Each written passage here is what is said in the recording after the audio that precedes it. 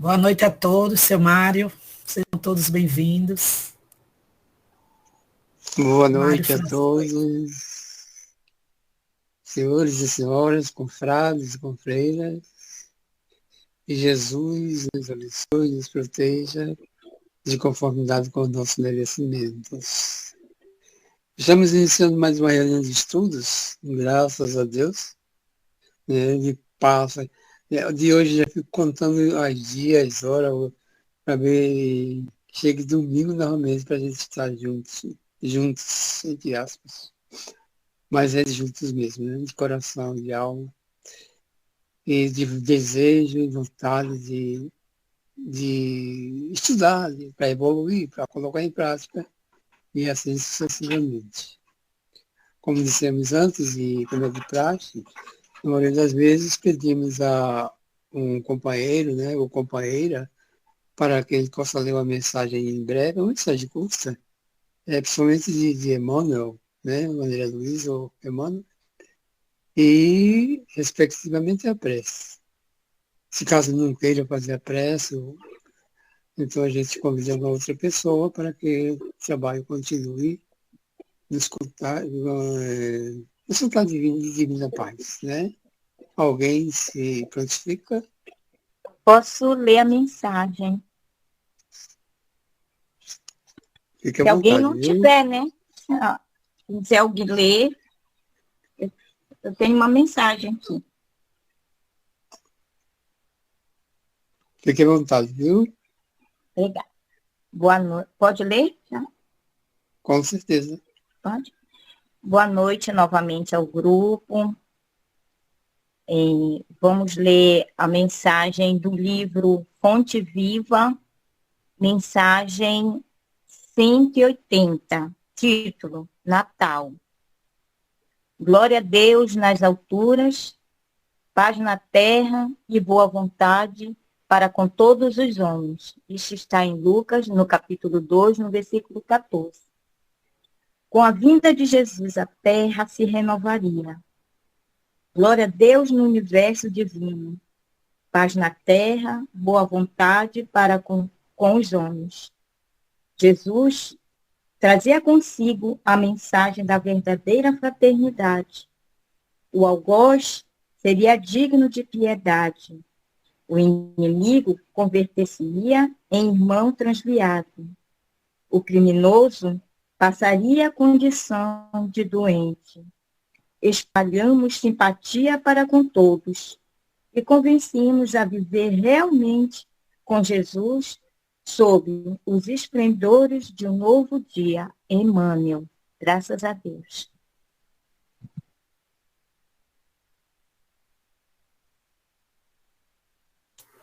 Eu posso fazer a prece.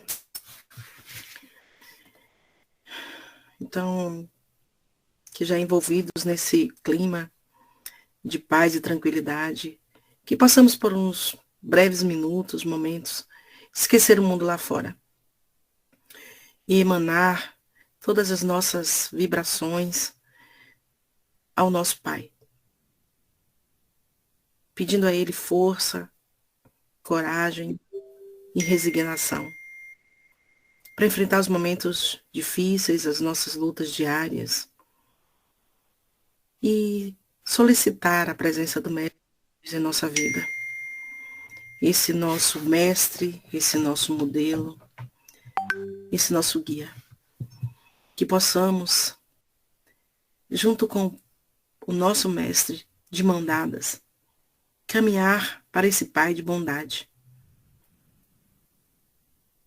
Que Jesus nos fortaleça todos os dias. E com a doutrina que escolhemos seguir esta vida, descortinar por vezes as coisas que ainda nos ludibria a alma, o nosso espírito. Levar essa doutrina para dentro de nós e tentar nos conhecer. Com a ajuda desse mestre, é bem mais fácil.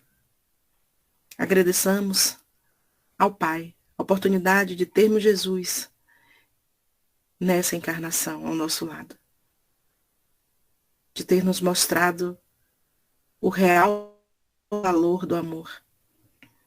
Que possamos, nesse estudo, refletir sobre todas as coisas que o Mestre espera que façamos, que tomemos a decisão enquanto é tempo. Fica conosco, Senhor. Nos abre a mente, nos ilumina o pensamento, para que possamos seguir de braços dados contigo, hoje e sempre. Que assim seja. Assim sendo, em nome de Deus, Pai Todo-Poderoso, em nome de Jesus e em nome de Maria, iniciamos mais uma reunião na noite de hoje, repassando a palavra à nossa irmã Sunaide, para que ela possa apresentar ou reapresentar a facilitadora ou facilitador da noite de hoje. Sunaide. Boa noite a todos, que a paz esteja conosco, né? Hoje a gente recebe novamente a trabalhadora Conceição Ferreira, que é lá de Limoeiro, Pernambuco, não é? Do Centro Espírita João Batista. Ela já facilitou outro capítulo e hoje ela vem concluir, né, essa obra maravilhosa que nos encantou. Eu nunca tinha lido, não é? E esse estudo ele nos oportuniza, mesmo que sem aprofundamento, porque é muito bom a gente também ler antes, né, para refletir, mas mesmo assim sou grata pela contribuição de cada um de vocês que vem contribuindo com esse estudo, né? Também agradecer os nossos mentores, né, das nossas casas, às quais estamos vinculados, que faz com que a gente tenha esse desejo ainda de reencontrar. Antes de passar a palavra para a Conceição, informar os irmãos, né? Alguns eu estou vendo, acho, pela primeira vez, pelos nomes, mas sejam muito bem-vindos. Nós somos aqui de Itambé, do Centro Espírita Jesus o Nazareno. Estamos esse mês completando 75 anos, né, de fundação. E também é uma alegria, né? Então, a Elvira vem também somar conosco na coordenação desse trabalho, junto com o seu Mário, que é o coordenador geral desse estudo. E foi colocado durante a semana qual livro, né? O próximo livro que iríamos estudar, iríamos saborear, não é? E foi escolhido o livro Voltei, que é de Chico, né, Francisco Cândido Xavier, pelo Espírito Irmão Jacó. Então, esses 2, 3 dias, né, Elvira, no corre-corre, liga para um, liga para outro, então Elvira deu esse suporte, está dando esse suporte, e a gente, próximo domingo, a gente começará já com o livro, né, porque domingo passado eu disse que talvez pudesse ser que não desse para iniciar, devido a coisa estar um pouco corrida, mas graças a Deus tudo está dando certo, tudo está se encaixando, não é? E se Deus quiser, a gente vai estar estudando o próximo livro, que é Voltei. E voltando para a noite de hoje, a gente vai estudar o último capítulo, né? É o fechamento desse maravilhoso livro. Então, com a palavra Conceição, não é? Para quem entrou agora, ela é de Limoeiro, do Centro Espírita João Batista. Então, seja bem-vinda, todos vocês, e com a palavra Conceição. Como essa obra vai estar terminando, não sei se ao término alguém quiser falar alguma coisa, né, seu Mário? A palavra vai estar facultada, não é? Ter alguma acréscimo de alguma coisa, não do capítulo, mas da obra em si, estejam à vontade, viu? Então, muito bem-vindo, vou passar a palavra. Boa noite, né, minha gente, mais uma vez. É muito satisfatório, é muito bom estar aqui junto com vocês, fazendo esse trabalho. Que essa obra eu já conhecia, mas às vezes a gente lê as coisas assim, meio de pitada, né? Aquela coisa que você está fazendo um trabalho, e aí você precisa ler um pedacinho aqui, um pedacinho acolá. E com o passar do tempo, a gente descobre que as nossas leituras, elas vão se transformando, né? A gente vai tendo outras compreensões, outros olhares. E foi muito bom perceber o valor da história, né? O valor de tudo que aconteceu, e aí a gente percebe também uma unidade naquilo que a gente tem vivido ao longo da história da humanidade, desde a formação do planeta Terra. E aí, nesse capítulo, né, desculpa, Emmanuel vem justamente fazer esse resumo do livro. E aí ele coloca, dessa vez eu fiz questão de sair pensando algumas frases diretamente do livro, assim, bem, bem literal, né? Porque muitas dessas frases nos levam a grandes reflexões. E aí, de começo, ele vem dizendo, apresenta, por favor, Sunaide, abre eu esqueci de pedir para botar os slides.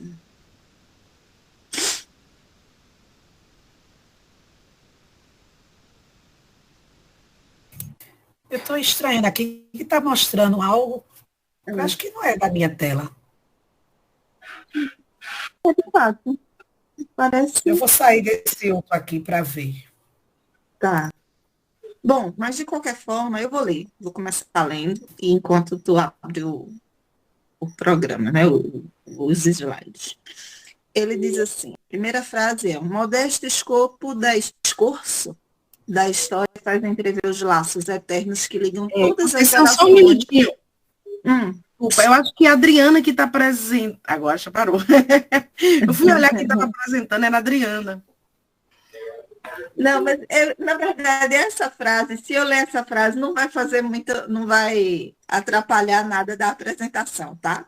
Eu vou só ler para a gente começar mastigando essa ideia. É uma frase curtinha, que ele diz, o modesto esforço da história faz entrever os laços eternos que ligam todas as gerações nos surtos evolutivos do planeta. Essa palavra esforço, para mim, é uma palavra estranhíssima. Eu sou muito honesta, que eu fui no dicionário tentar descobrir o que era isso. E aí eu descobri que significa resumo. E é exatamente a essência desse capítulo. É um resumo da história, um resumo de tudo que ele conversou ao longo do livro. Mas essa questão de falar sobre os laços que ligam as gerações, né?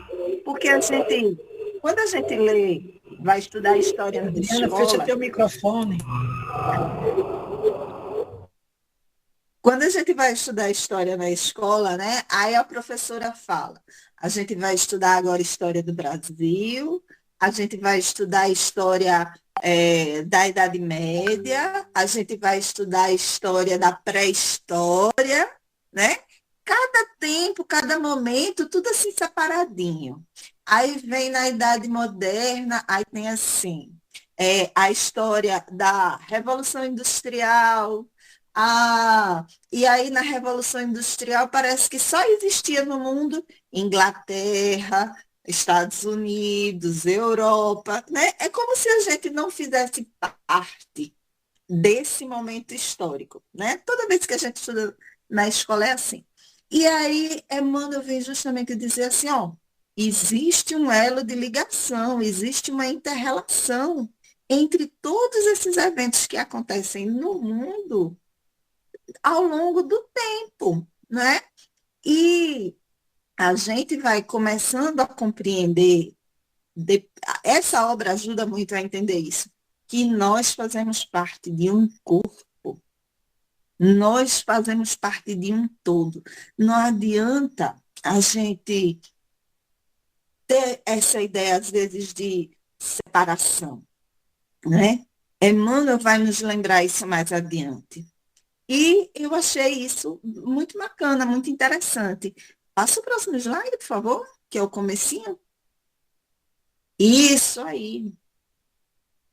Eu li essa primeira frasezinha, né? Aí agora eu vou ler a segunda frase, o segundo parágrafo, né? Que diz assim, nos primórdios da humanidade, o homem terrestre foi naturalmente conduzido às atividades exteriores, desbravando o caminho da natureza para a solução do problema vital.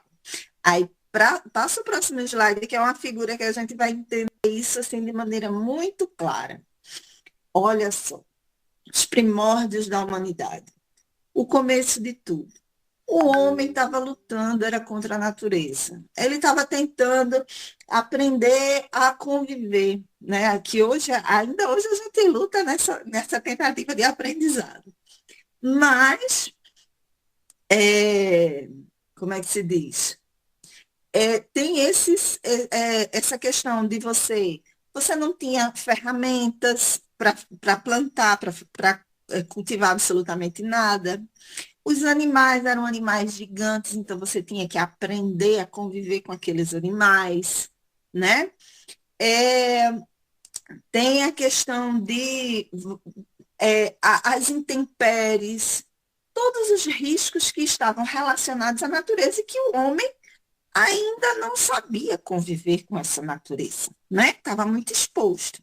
Então, esse era o objetivo da humanidade, ao longo de muitos séculos. Porque vamos combinar que disso aí, até a gente chegar numa condição de ter instrumentos relativamente bem desenvolvidos, a gente ter uma comunicação, né, mais bem desenvolvida, a gente começar as primeiras comunidades. Tudo isso levou bastante tempo. E o homem se ambientar e se situar como um indivíduo no meio dessa natureza, né? Então, esse foi o princípio de tudo. Aí, passa o próximo slide, por favor. Vocês estão conseguindo ler direitinho isso aí? Sim. Ok. Pronto. Então, no próximo slide, a gente tem o seguinte.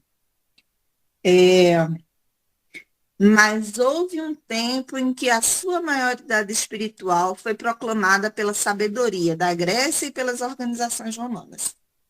A gente tem um capítulo nesse livro que fala sobre os filósofos antigos, né? Inclusive citando Sócrates e Platão, onde esses indivíduos eram aquelas pessoas que nos estimulavam a refletir sobre a nossa relação com o universo, com o divino e sobre a nossa relação conosco mesmo, que esse foi o grande diferencial de Platão, né? É ele dizer assim, ó, a gente está estudando tanto o universo, querendo saber como é que a Terra foi formada, de onde é que veio, para onde vai, não sei o quê, mas a gente não sabe quem somos nós, né? Então, Platão veio com essa ideia de começar a descobrir quem era o ser humano, de onde ele tinha vindo, para onde ia, quais eram os objetivos e os valores para estar aqui. Então, esse homem, ele também não amadurece da noite para o dia. Esse pensamento, esse raciocínio não amadurece da noite para o dia.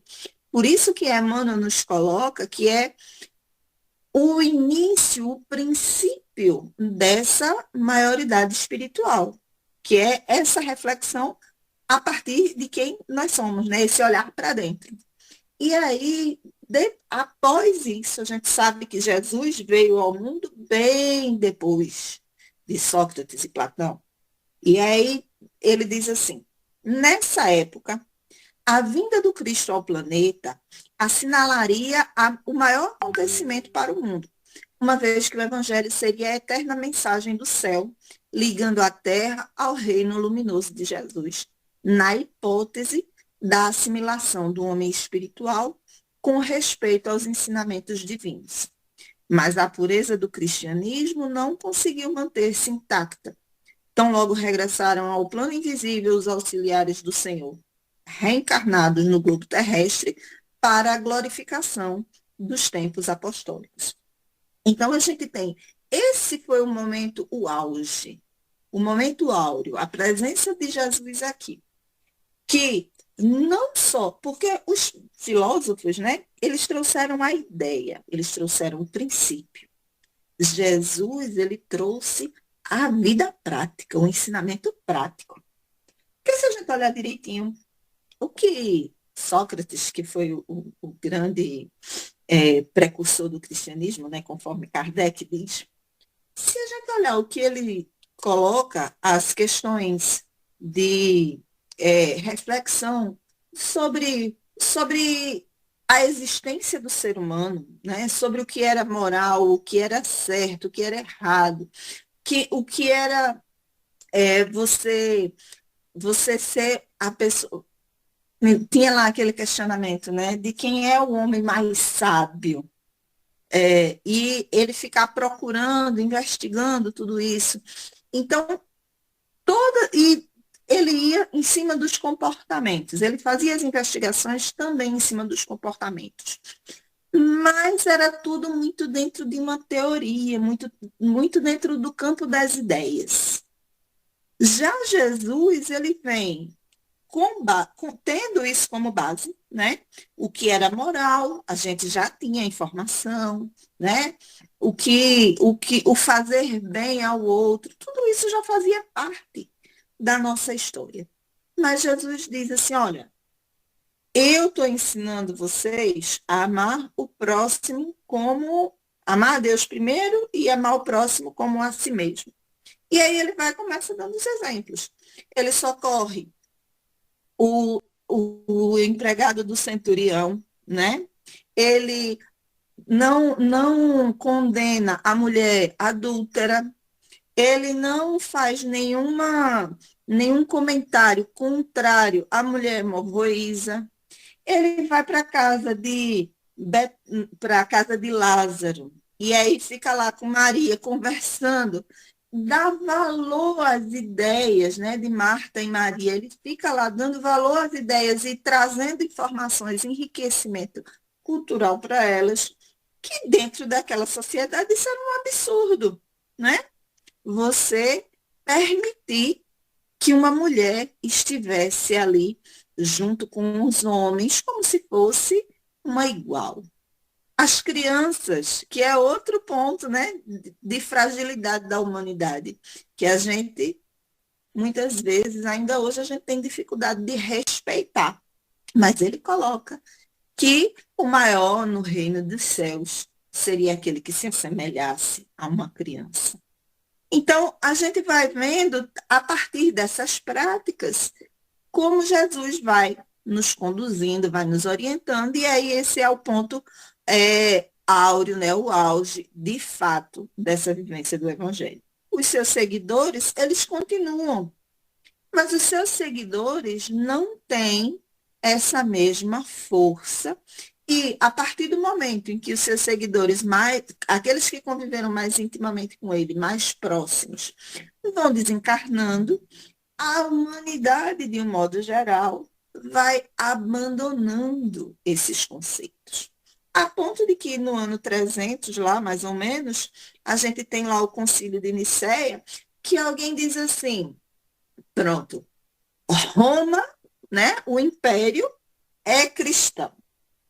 Mas o Império é cristão por conta da... E sendo o Império, já que o imperador, porque na verdade foi, o imperador assumiu a posição de cristão. Como ele era cristão, ele disse, todo mundo agora vai ser cristão também. Mas só da boca para fora. É um cristianismo que não faz parte de quem eu sou de verdade, né? Então, esse evangelho acabou, de certa forma, se perdendo, essa pureza do evangelho foi se perdendo ao longo do tempo. Traz o próximo slide, Simai, por favor. Pronto. Essa aí é a questão lá dos filósofos, né? Daquele momento do pensar. Essa figura exemplifica muito bem isso. De para que serve a filosofia? Que nos faz refletir e conhecer tudo que nos cerca e a nós mesmos. Então, isso é, de fato, de grande valor. Traz o próximo slide, por favor. Então, nesse período que houve assim, dificuldade, né, depois que o cristianismo surge como uma religião do Estado, ele coloca aqui assim, ó, desde essa época estacionou o homem espiritual em seus surtos de progresso, impossibilitado de acompanhar o homem físico na sua marcha pelas estradas do conhecimento. Por quê? Porque aquele pensar da filosofia, ele leva ao espírito esse desejo de mudança. E aí eram aqueles homens que vieram com grandes missões, mas que quando chega aqui, elas não se concretizam, né? Os descobridores, aqueles que resolvem desenvolver formas de administração que teoricamente seriam muito belas, mas que na prática levam à escravização do homem. E aí você tem aquele que é mais frágil, você diz assim, é o meu escravo. Se é o meu escravo, conforme Emmanuel já nos disse, e se não me engano é Irmão X que fala também, naquele livro Brasil, Coração do Mundo, Pátria do Evangelho. Ele falando a respeito da escravidão, ele coloca, parece algo assim romântico, né? No ponto de vista espiritual. Porque são seres fragilizados, dos quais a humanidade deveria cuidar, já que são mais frágeis. Mas o que acontece é exatamente a exploração. Então, em todos esses momentos da história, que hoje a gente olha para trás e se sente, de certa forma, entristecido, existiram homens que estavam ali presentes validando esses fenômenos, essas situações, essas relações, né? E aí, Emmanuel está dizendo para a gente, ó, esse homem que veio, que planejou uma coisa, mas quando chega aqui, não consegue vencer essas ideias que ele trouxe. Está nesses surtos, né? E aí ele diz aqui, ó, ele continua. É por esse motivo que, ao lado dos aviões poderosos e da radiotelefonia, que ligam todos os continentes e países da atualidade, indicando os imperativos das leis da solidariedade humana, vemos o conceito de civilização insultado por todas as doutrinas de isolamento, enquanto os povos se preparam para o extermínio e para a destruição. É ainda por isso que, em nome do Evangelho, se perpetram todos os absurdos nos países ditos cristãos. Eu coloquei aí embaixo, tem uma notinha que está lá na conclusão, porque esse é o resumo e depois desse capítulo tem uma conclusão, onde Emmanuel está, de certa forma, agradecendo aos leitores e agradecendo também a Chico, né? E falando dos projetos futuros que ele tinha com Chico. E nesse capítulo, nesse trechinho da conclusão, ele diz assim, ó, quando lá fora se prepara o mundo para as lutas mais dolorosas e mais rudes, devemos agradecer a Jesus a felicidade de nos conservarmos em paz em nossa oficina, sob a égide do seu divino amor. Essa conclusão foi escrita em 1939, próximo do início da Segunda Guerra. Estávamos às portas do início da Segunda Guerra Mundial, né? E aí, nesse período em que o homem continuaria essa violência, essa agressão aos seus irmãos, e aí ele diz, olha só isso aqui, a gente tem os aviões e a radiotelefonia que permite a conexão entre as pessoas. O avião faz com que a gente atravesse de um ponto a outro do planeta com uma rapidez fantástica. Então, se eu tenho um parente que está morando no Japão, eu posso ir lá visitá-lo rapidinho, né? Eu não preciso passar meses no navio até chegar lá do outro lado do mundo.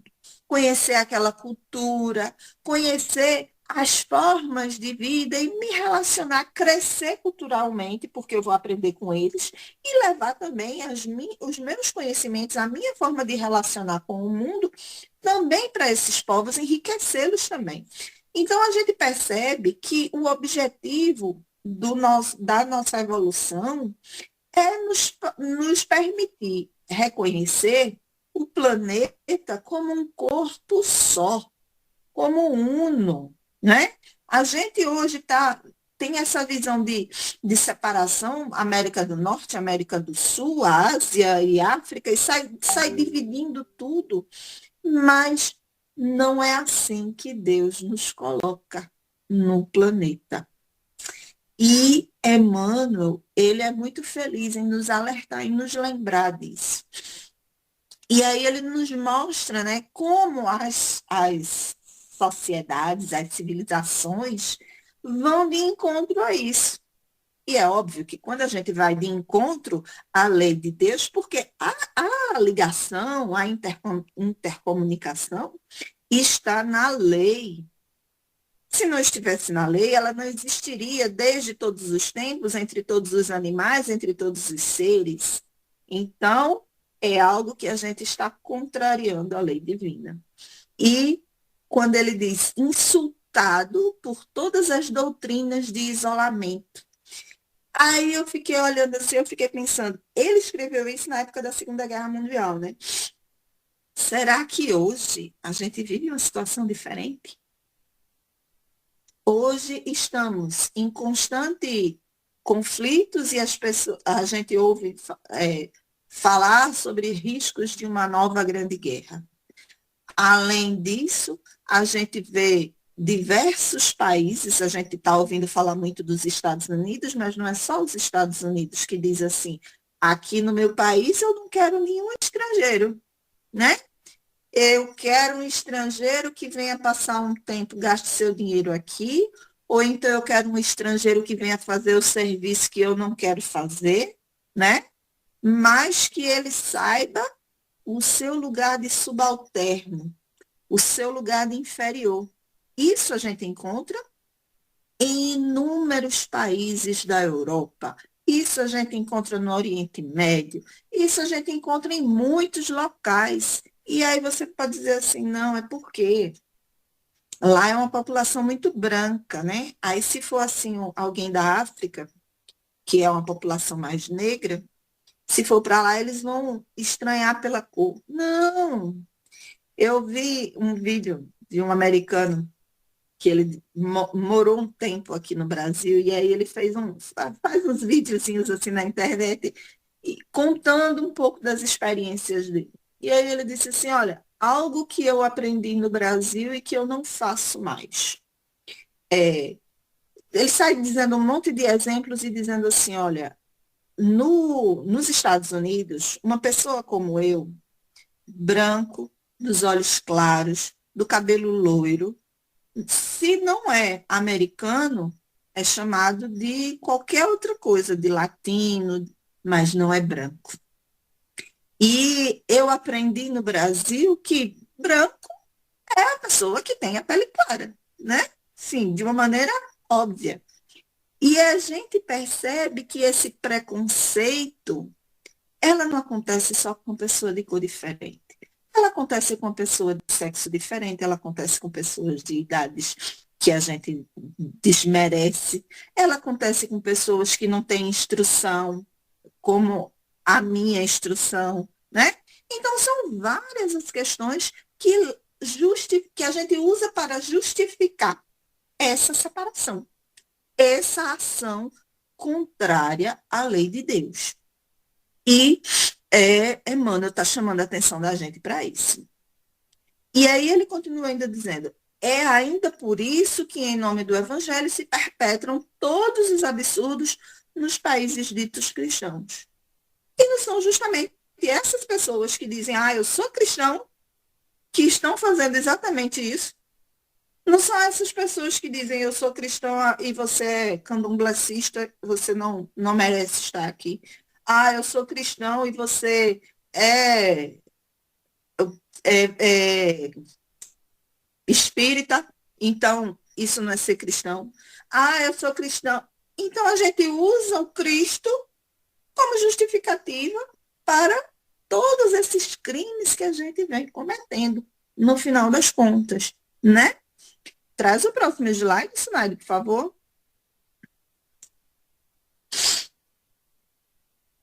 E aí Emmanuel vem alertar para a gente. A realidade é que a civilização ocidental não chegou a se cristianizar.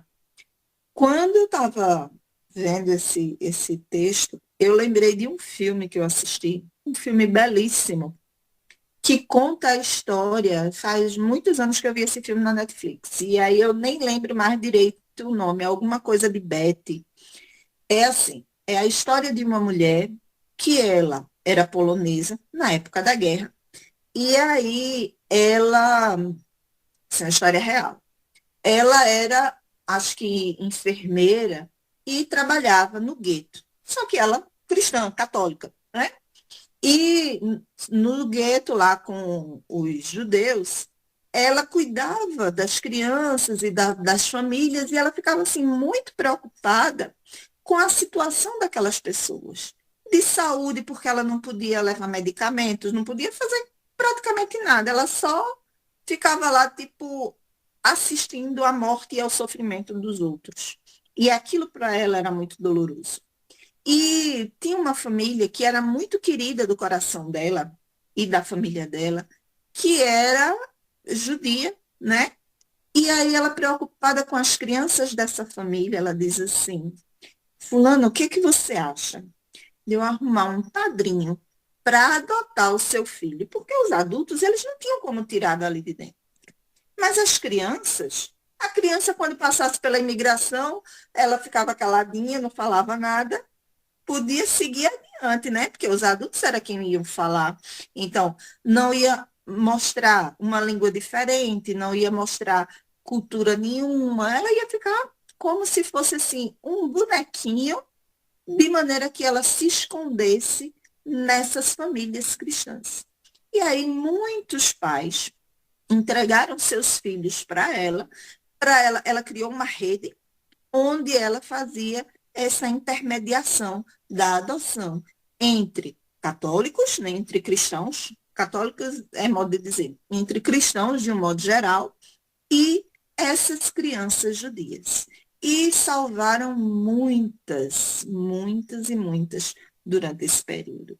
Então, essa foi uma história que, para mim, foi muito marcante e mostra exatamente o papel do verdadeiro cristão, né?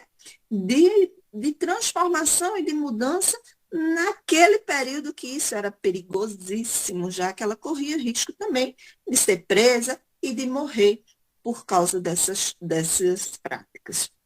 E aí Emmanuel vem dizer que a sociedade, de um modo geral, ela não se cristianizou. Mas a gente consegue pensar uns e outros que foram essas almas amorosas, servidores verdadeiros e fiéis do Cristo aqui, né? Continuando aqui, Emmanuel diz assim, a espiritualidade tem de penetrar as realizações do homem físico, conduzindo-as para o bem de toda a humanidade. Isso é um imperativo, que a gente vai sofrer em função, infelizmente, nós estamos sofrendo as consequências dessa falta de cristianização. E certamente muitos servidores do Cristo, assim como essa moça, né? Muitos servidores do Cristo entrarão nessa fase de sofrimento, nessa dor que acaba se impondo sobre eles de modo a exigir que nós façamos a diferença, que nós façamos alguma coisa. Então, é essa questão da espiritualidade independente de dogma, que vai passar a nos conduzir após esse período infeliz que nós vamos assistindo da história. E aí ele nos lembra, né? O Espiritismo, na sua missão de consolador, é o amparo do mundo nesse século de declives da sua história. Só ele pode, na sua feição de cristianismo redivivo, salvar as religiões que se apagam entre os choques da força e da ambição, do egoísmo e do domínio, apontando ao homem os seus verdadeiros caminhos. Porque a partir desse momento em que a gente resgata os verdadeiros valores do cristianismo, e existe também a questão da competição. A gente sabe que existe isso. Desde a época lá daqueles conflitos entre católicos e protestantes, onde a Igreja Católica, quando começou a perceber que estava perdendo adeptos para os protestantes, ela fez algumas modificações da sua forma de se relacionar com o povo.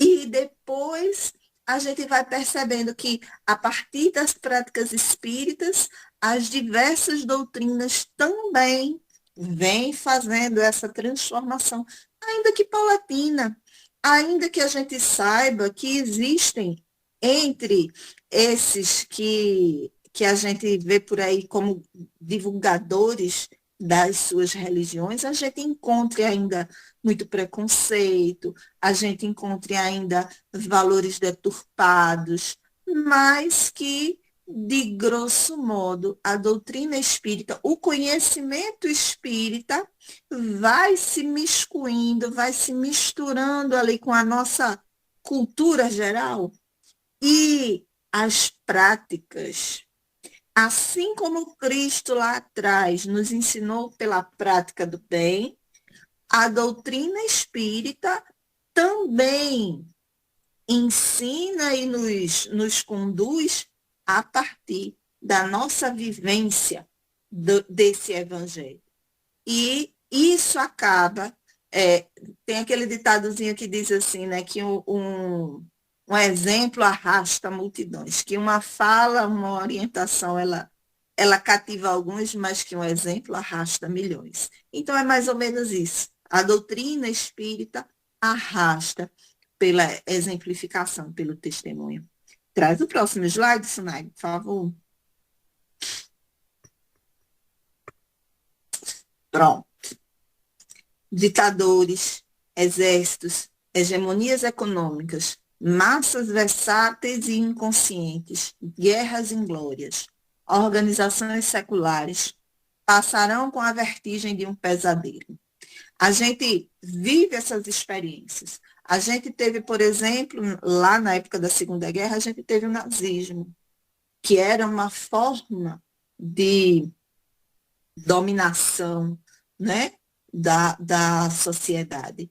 Que hoje, ainda hoje, temos representantes dessa ideia que tentam reacender essa chama, mas que, de certa forma, o seu auge passou. É preciso que todos nós, nos dias de hoje, que a gente se contraponha a essas ideias, a esses valores, né? Hoje a gente sabe que esse valor de separação, esse valor de querer dominar o outro conforme a sua vontade, conforme as suas ideias, isso deve ser combatido por nós. Não precisa ser nas praças públicas. Não precisamos estar gritando por aí, alardeando. Às vezes, a gente tem esse tipo de experiência dentro da nossa casa. Às vezes, a gente convive com uma pessoa que essa pessoa, ela tem essas práticas. Às vezes, nós somos os indivíduos que carregamos essas práticas, porque trazemos isso dentro da nossa história espiritual. E é preciso que a gente olhe para isso. É preciso que a gente olhe para nós mesmos e comecemos a perceber esses vieses dentro da gente. Eu vi essa semana uma jornalista, né? Esses programas de violência, né? Que a gente às vezes convive tão naturalmente com a violência, tão intimamente, que aquilo passa a ser assim, uma coisa banal, básica, né? E aí tinha 2 emissoras de TV onde os repórteres estavam ali nessa de entrevistar pessoas que estavam envolvidas em crime, que tinha lá uma história, contando uma história de uma morte de alguém. E aí os 2 repórteres queriam entrevistar a mesma pessoa ao mesmo tempo, e aí um simplesmente puxa a outra. e como se ela não fosse absolutamente ninguém no mundo, porque ela não merecia estar ali, ele tinha o direito, ela não tinha o direito de estar fazendo aquele trabalho. E aí a gente olha, assim, foi tão automático, né? Foi tão assim, que mostra exatamente essa vivência, essa experiência, esse contato tão íntimo. A gente vê as pessoas sendo assassinadas, sendo espancadas, sendo agredidas, e aquilo faz parte da nossa vida, como se fosse comer pão de manhã. E esse comportamento demonstra isso de maneira clara. Mas Emmanuel nos lembra que tudo isso vai passar. Com a vertigem de um pesadelo, vai ser sempre doloroso para a gente rever isso na história, mas vai passar. Ele continua dizendo: a vitória da força é uma claridade de fogos de artifício, né? É um momento que está ali, aconteceu, todo mundo está vendo, mas de repente ela vai acabar. Toda realidade é a do Espírito e toda a paz é a do entendimento do reino de Deus e da sua justiça. Traz o próximo slide, por favor.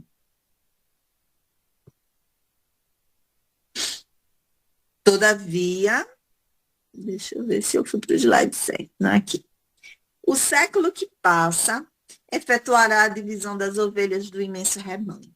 O cajado do pastor conduzirá ao sofrimento na tarefa penosa da escolha, e a dor se incumbirá do trabalho que os homens não aceitaram por amor. Condenada pelas sentenças irrevogáveis de seus erros sociais e políticos, a superioridade europeia desaparecerá para sempre como o Império Romano, entregando à América o fruto de suas experiências com vistas à civilização do porvir. Isso aconteceu nesse período, né? A gente vê hoje a Europa se submetendo à América de uma maneira assim estarrecedora, porque eles não têm mais esse poder sobre o mundo. Mas nós também vamos compreendendo, quando a gente olha para essa história, que não existe povo mais importante que outro. E esse momento que hoje a América está ali naquele apogeu, que o presidente dos Estados Unidos acha que manda no mundo, daqui a pouco isso também vai passar. E ele também vai ceder lugar a uma outra cultura. Nós, de fato, só estaremos nos permitindo evoluir como planeta quando a gente compreender que todos somos importantes. Ninguém é mais importante do que ninguém. Próximo slide. Todavia, os operários humildes do Cristo, ouçamos a sua voz no âmago de nossa alma. Bem-aventurados os pobres de espírito, porque o reino de Deus lhes pertence. Bem-aventurados os que têm fome e sede de justiça, porque serão saciados. Bem-aventurados os aflitos, porque chegará o dia da consolação. Bem-aventurados os pacíficos, porque irão a Deus. E aí a gente tem esse convite do Cristo. Esse convite que é para todas as criaturas. Né? Conforme eu disse antes, não existe ninguém, não existe sociedade, não existe país, não existe povo mais importante que o outro. Não existe também ser humano mais importante que outro. Cada um tem um trabalho diferente. É óbvio isso, é natural, de acordo com as nossas potencialidades. Numa empresa existe aquele que é o presidente e existe aquele que é o faxineiro. Cada um deve servir com o máximo daquilo que ele pode oferecer, sabendo que se o presidente chegar e tiver tudo sujo, ele talvez não consiga trabalhar bem, né? Então, não existe, de fato, nada, nenhuma posição que seja mais importante do que a outra. As responsabilidades são as mesmas, os compromissos são os mesmos, e o Cristo está esperando que nós sejamos intermediários sua doutrina, né? Levando paz e harmonia para aqueles com quem nós caminhamos. Próximo slide. E aí ele vai continuar dizendo para a gente: sim, porque depois da treva surgirá uma nova aurora. Luzes consoladoras envolverão todo o orbe regenerado no batismo do sofrimento. Esse sofrimento que nós conjuramos com o nosso comportamento. O homem espiritual estará unido ao homem físico para sua marcha gloriosa no ilimitado. E o espiritismo terá retirado dos seus escombros materiais a alma divina das religiões, que os homens perverteram, ligando-as no abraço acolhedor do cristianismo restaurado.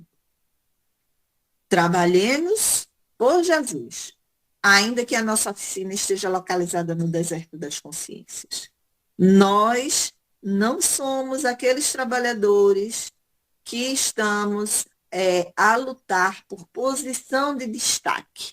Nós somos aquelas formiguinhas que devemos continuar todos os dias, como ele diz, no deserto das consciências. Quais são as consciências que nós precisamos trabalhar? A primeira consciência que nós precisamos trabalhar, obviamente, é a nossa. Mas, além da nossa, as consciências daqueles que nos assistem, daqueles que veem os nossos comportamentos, elas também são trabalhadas com base no exemplo que nós deixamos, que nós oferecemos. Todos somos chamados ao grande labor e o nosso mais sublime dever é responder aos apelos do escolhido. Lembremos a misericórdia do Pai e façamos as nossas preces. A noite não tarda. E no bojo de suas sombras compactas, não nos esqueçamos de Jesus, cuja misericórdia é infinita, como sempre, será a claridade imortal da alvorada futura, feita de paz, de fraternidade e de redenção. Então, esse continua sendo o olhar que nós devemos ter para a história da humanidade. A gente, como eu disse de princípio, a gente está acostumada a ver a história do ser humano como fragmentos, e nós não somos fragmentos, nós somos um uno. Nós somos esses mesmos espíritos que fizemos toda essa confusão aí. Somos esses mesmos espíritos que geramos lá os conflitos, né? A gente hoje se assusta vendo povos irmãos se degladiando, mas nós, há tempos atrás, estávamos também fazendo esse trabalho. E por isso a nossa responsabilidade hoje de fazer a mudança, de seguir no caminho oposto para ajudar esse grupo a caminhar numa direção diferente. E é isso que Emmanuel está nos convidando. Não esquecer que fazemos parte de um universo. A gente está num planeta, é um corpo, mas este corpo também faz parte de um conjunto muito maior que representa um universo que pertence a Deus. E por isso nós devemos lapidar esse planeta, assim como a gente lapida o nosso coração, assim como a gente lapida a nossa mente, para que ele se embeleze conforme a vontade do Criador. Então, eu vou encerrando por aqui. Que Deus continue a nos iluminar, nos abençoar e nos ajudar a compreender melhor a nossa posição aqui nesse planeta, já que é de suma importância esse momento que a gente está vivendo.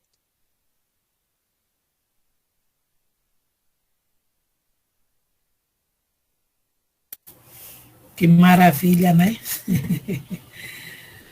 Que maravilha de capítulo, que fechamento. Obrigada, Conceição. Seu Mário, outro irmão que deseja falar, colocar alguma observação, esteja à vontade. Eu posso falar o nome do filme que a Conceição citou aí? Sim, pode falar, pode falar. Corajoso Coração de Irene Sedler. Isso, esse mesmo. É linda essa história. Então, existe no YouTube, existe na Netflix. Quem tiver oportunidade, é só assistir. Uhum.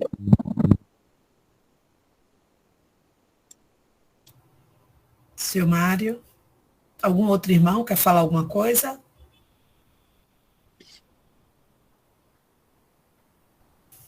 Não. Seu Mário? Acho que ele está tentando ligar o microfone.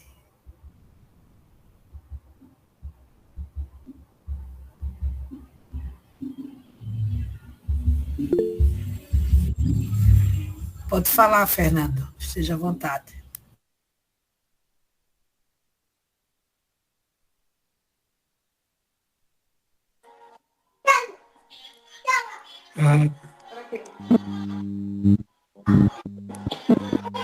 Peraí, gente.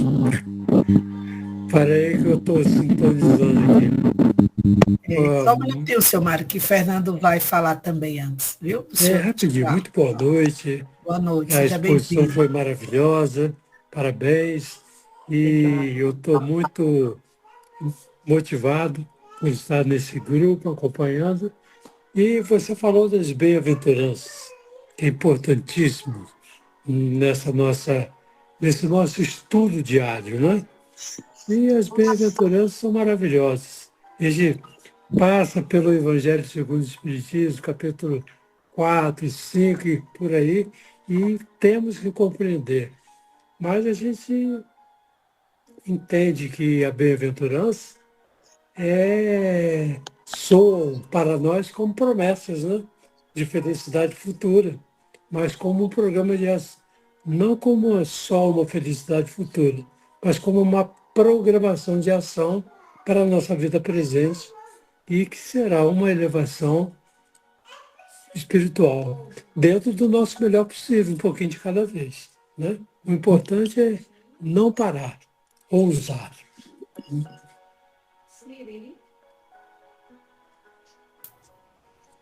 Elvira? Minha internet está meio horrível hoje, mas estão me ouvindo bem? Sim. Estou sim. Aí, seu Fernando, feche o seu microfone, por favor. Pronto. Então, ok. Queria agradecer aí a Maria da Conceição, já estou até íntima, né? Consa. E é um livro que eu particularmente gosto muito, né? Já fiz o estudo e não participei de todos aqui, mas eu acho que quem não conseguiu acompanhar deveria ler, né? Porque Consa hoje ela trouxe o Evangelho Futuro, que pode ser um fecho ou um desfecho, né? Luminoso, vamos dizer assim, do livro Caminho da Luz. Que a gente vai dos mundos primitivos e culmina aí na esperança da regeneração moral da humanidade. E como é importante a gente pensar isso hoje, né? O Evangelho e o Futuro, uma culminância de um livro, né? Justamente no momento que a gente está tão em guerra, né? Tão em guerra. Claro que a gente tem outros tantos conflitos, pontos de conflitos na Terra. Mas eu acho que esse livro, como eu acho ele muito histórico, e eu gosto de história, eu acho que é um convite para a gente que é espírita, né? A estudar um pouco, adentrar ele, e se tornar realmente cooperadores de Jesus. Porque se a gente não se tornar cooperador de Jesus, numa intimidade muito próxima com ele, a gente ainda vai ter muito, muito que chorar, mesmo de longe, vendo tantos bombardeios, tantas dores, né? Então, trabalhadores do bem que somos, a gente tem esse dever moral de ser cooperador de Jesus nesse evangelho do futuro, né? Muitas vezes a gente pensa assim, mas que futuro é esse? Às vezes é um futuro que eu nem vou estar lá, né? Aqui agora, mas o pouquinho que eu fizer agora, né? Esse futuro de luz e paz que Emmanuel profetiza aí, ele não vai ser dado para a gente de graça. E ele vai ser conquistado. Emmanuel ele deixa isso bem claro. E o Evangelho é a ponte mais firme para essa conquista, né? Mais segura para essa conquista. Gratidão, viu, minha irmã? Muito bom. Gratidão. Seu Mário? Oi, eu estou abismado, assim, com essas explicações, né? Me deixa tão leve, tão solto, tão alegre, tão feliz, e a gente termina com pena que acabe o tempo como já acabou, quer dizer, quase acabando. Só nos resta agradecer ao alto, né? E pedir a uma pessoa que esteja com vontade de fazer aparecer.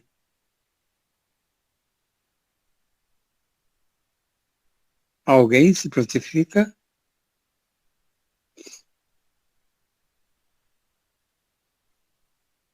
É com você, Elvira. De novo? Foi abertura. Eu fiz a abertura. Não, mas ninguém quer falar, ninguém quer... Alberto aí tá assim, sorridente, é o nosso próximo palestrante. Albina, seja bem-vindo. Já vem participando conosco, ele será um dos facilitadores do próximo estudo. Seja bem-vindo ao trabalho. Obrigado, gente. Boa noite. Então, vamos agradecer por esse momento divino em nossas vidas, onde nós nos permitimos nos reunir, formando uma união com um objetivo muito importante, muito válido, porque nós sabemos a importância de a gente buscar um ideal na vida da gente, né? E como nós acreditamos na mensagem do Cristo, em primeiro lugar, e a doutrina como uma mensagem reveladora, nos oportunizando com reflexões, ensinamentos muito profundos, né?